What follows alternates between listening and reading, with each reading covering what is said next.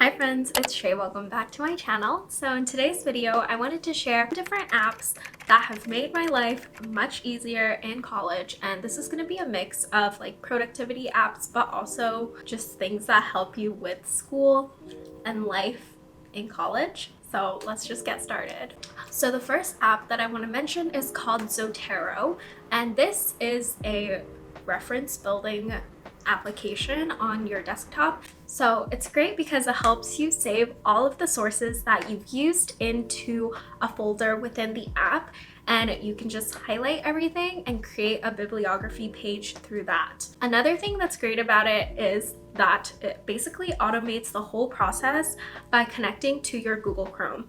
So if you go onto Google and search up a paper, if you click on the Zotero Chrome extension, it basically saves all the metadata. So it looks at who the author is, when it was written, what journal it was published in, and it compiles all that information. So all that you have to do is to copy and paste the bibliography that they spit out to you. It does have many different citation formats, and usually I use APA and MLA. For most of my papers and assignments that I use it for, I haven't had any problems with the citation. You do sometimes have to check it over because sometimes the application does miss some information that's needed. So you might have to go in and input information yourself, but this is much more reliable than EasyBib or doing it yourself. Okay, so the next app I want to mention is called Rectangle. This one is also for your desktop, and if you own a Mac or a MacBook, you know how hard it is to split your screen on it. And if you have a external monitor or if your monitor is big, splitting your screen is very useful. So Rectangle helps you split your screen much easier using keyboard shortcuts. So with Rectangle, you can split your screen into halves like the regular MacBook function, but you can also split it into thirds if you have a giant monitor, or if you have an even bigger monitor, you could split it up into quarters. And it's all great because all you have to do is to memorize the keyboard shortcuts for it, and you just have to click on the application that you want to minimize to half, let's say, and then put in the keyboard shortcut and it'll take up only half of the screen. So the next app that I want to mention is called Anki, and Anki is a flashcard app, and it's open source for desktop versions, but I think you do have to pay a lot more for the actual app itself. If you haven't heard of Quizlet, it's basically the same thing as Quizlet, but it's more powerful, and I know a lot of med students use it. So I think it's great for memorizing, and memorizing faster than you would without a tool like this. So Anki is very powerful, and I think that that's one of its weaknesses as well, because it is really hard to get used to, and it's not as pretty looking than Quizlet. So if you don't need anything that powerful, you can use Quizlet, but if you are in a memorization heavy course like anatomy or physiology, for example, Anki is great. One of the features that I love most about Anki is that you can study off of a figure. If you need to memorize certain things in a figure, you could just upload the figure onto Anki and add these square boxes to hide the words that you need to memorize. And if you were to manually create flashcards, let's say if there are 9 parts to the figure, you would have to manually create 9 flashcards, but on Anki, you just have to basically cover the terms with boxes, and it'll automatically create 9 flashcards for you, asking about each one that you hid. The next app is called Mint, and Mint is a personal finance app, and you can connect it to your personal banking accounts and your credit cards, and it basically shows you your spending in a visual way. I know I'm pretty bad with checking my monthly statements, so I think it's great if you need that visual way of seeing things, because most banking statements are just like in lines unless your bank does provide something visual for you. And it categorizes your spendings into like groceries, for example, and into different things, so you don't have to do it yourself. So it's all automated, and you can just check to see where you're at during the month, and you can also set a budget for yourself so you can see how you're doing in terms of your budget. So moving on to the next app, which is called Self-Control.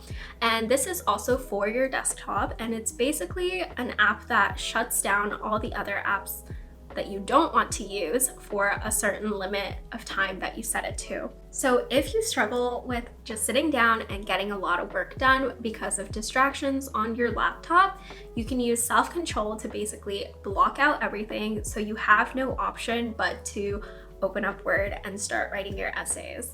I haven't had to use Self-Control, but I have used a Chrome extension just like it called Block Site, where you can basically block the sites that you don't want to go on for certain times, and then you don't have any other option but to just work on your schoolwork. And I think this is really helpful if you need that external pressure to actually get your work done. Here's another tip. If you have work to do where you don't need any Wi-Fi at all, I would suggest for you to just like go to a park, sit on a picnic table or something and get your work done that way. I remember in one of my business law classes, for my final, all I needed was my notes and the rubric for the final assignment, and I just went to a park and completed my final assignment that way, and it ended up only taking like 3 to 4 hours to do, versus if I were to be at home with internet with all these distractions, it probably would have taken me more time. So the next app is called Slack, and this is a messaging or communication application. There's a web app, but you can also download an app for your desktop and your phone. It is free, but with limited features. And the great thing about this is that I find Messenger and like WhatsApp and all those social media messaging sites to be kind of distracting if I have to use it for school, because I just have a lot of messages and group chats and stuff like that. So the group chats that I make for school related things end up getting lost and I don't open it as often, versus if I were to use Slack, you can organize the group chat even more, because you basically create a space for your whole team and you can make multiple chats for different things that you're talking about, and it has integration with Google Docs and many other things, so it makes it more efficient to work with your team. When I was managing a club back in first and second year, this is the platform that we loved and used. I can personally vouch for this app, and I know a lot of organizations use this app as well, so highly recommend it if you're going to be working in teams often. So the next thing is called Let Us Meet, and this is actually a website, not an app, but it's been so helpful in organizing team meetings.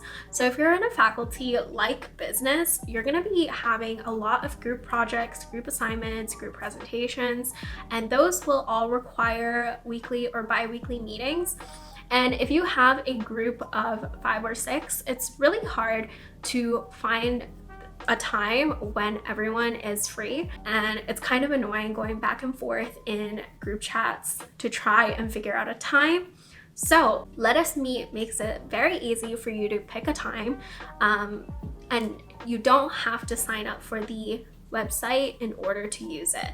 So all you have to do is to create a window of time. So let's say a week, and you put your availability in and put your name in, and then send that link to everyone in your group, and everyone else can also fill out their availability and their name. You can easily see when everyone is free because all these boxes will start to line up, and the darkest box shows you that that's when everyone is free. So the last app that I wanted to mention is called Splitwise.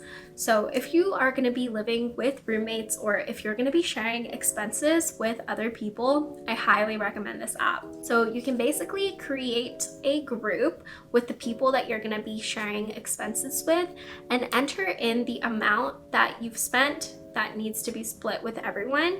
And in Canada, the only way to pay people back basically is through e-transfer, and it does get kind of annoying having to e-transfer people for every single purchase that they make.